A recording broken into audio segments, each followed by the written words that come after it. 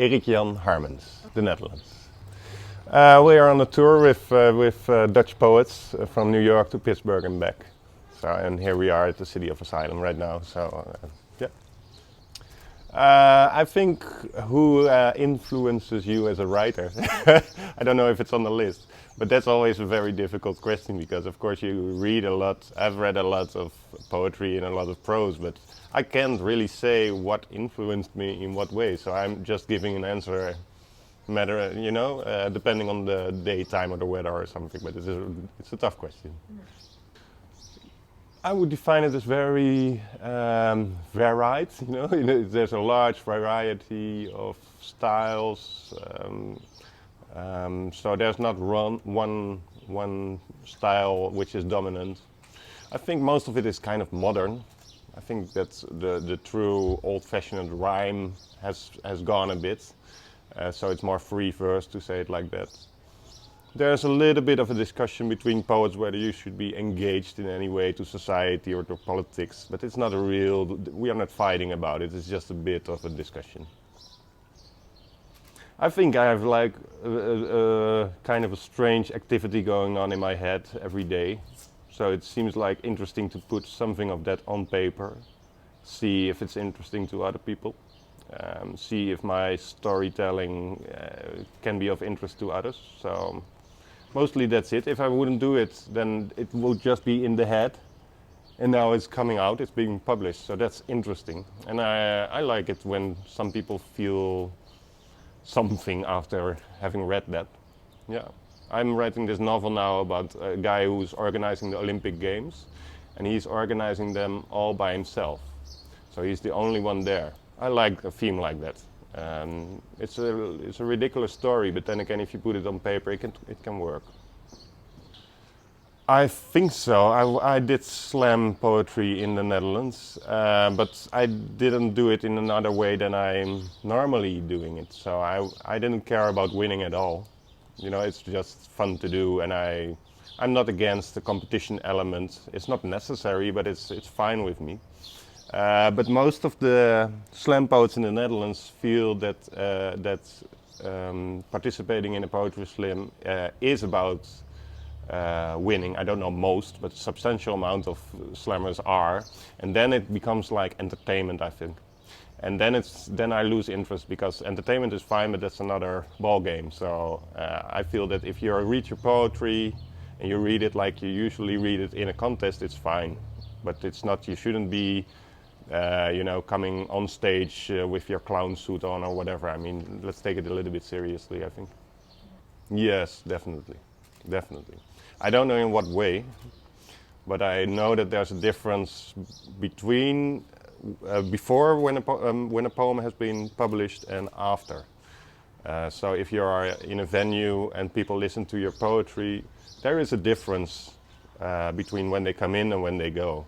But since poetry is not really comprehensible, also this kind of emotion is not really comprehensible. You don't know in what way it has changed, but something has changed. So the world has changed. I was just talking with the other poets that one of my favorite English words is foxy. I like that word. Foxy is a nice word. Love is a very, very vague word. I don't know, it's mere, yeah. If I think about love, I think about romantic movies, and I think about romantic movies, I think about the end, which is the final part of the movie. So maybe love I associate with the end, but foxy I associate with fun. So I prefer the word foxy. I'm gonna watch a football game, or I will start running, or I will go to a bar. It's not really important because it never stays. So it's a temporary thing. It's like when you do sports and you are not feeling in shape, so then you should try something else, and then the next day you try it again. But I don't think I had some problems after my third collection of poetry, of poems, third book of poems, that after that I didn't know what to write anymore. So then I started to write a novel. And so that's the solution for a writer's block, is do something else. You would think so. I I think that terrorism, there's a second level in which, for example, I wrote a story about somebody who was a victim of a terrorist attack. He got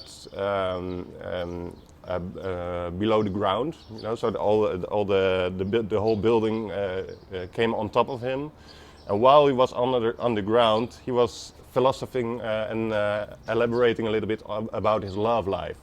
That I like. So then terrorism is just the scenery, but then within that mise en scène, there's something totally different going on. So there you have the love, the word love, the love story. Somebody is elaborating on his love life after a terrorist attack. That I like, because there you have something like fantasy going on. Simply the fact that terrorism is there, I think that's like prosaic. We have read that in the newspaper already. So that's a little bit boring. That sounds like somehow that sounds like idealistic. To me, it is a profession. It is, you know, like there's some craftsmanship. I believe in craftsmanship, that you really need to work a lot to be a good writer and to write a fine story. So, what did you call it? A vocation of unhappiness. No, I don't believe in that. I think no. To me, it's craftsmanship and a lot of imagination and no borders at all. That's the last thing is really crucial. There shouldn't be any borders to your fantasy, to your imagination, or to what you write. So therefore, this city of Asylum kind of grabs me really much, because here you have a lot of people coming here because they didn't have any borders in what they wanted to write, and therefore became refugees. So there you have a very serious border. You know.